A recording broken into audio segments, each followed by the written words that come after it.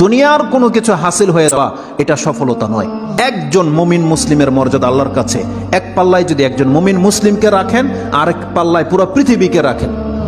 কেউ যদি পুরো পৃথিবীকে ধ্বংস করে দেয়, এটা আল্লাহর কাছে অত বড় অপরাধ নয় একজন মুমিনকে যদি কেউ হত্যা করে, এটা যত বড় অপরাধ।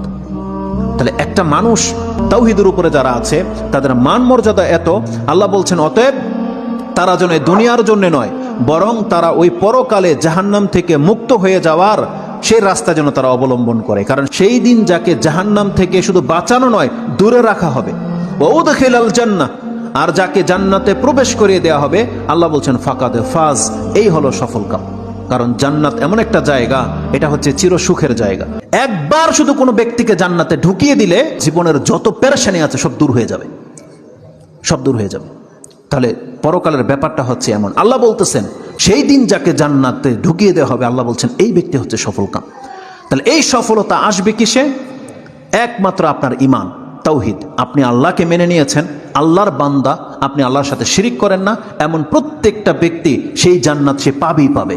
এটা আল্লাহ ওয়াদা করেছে।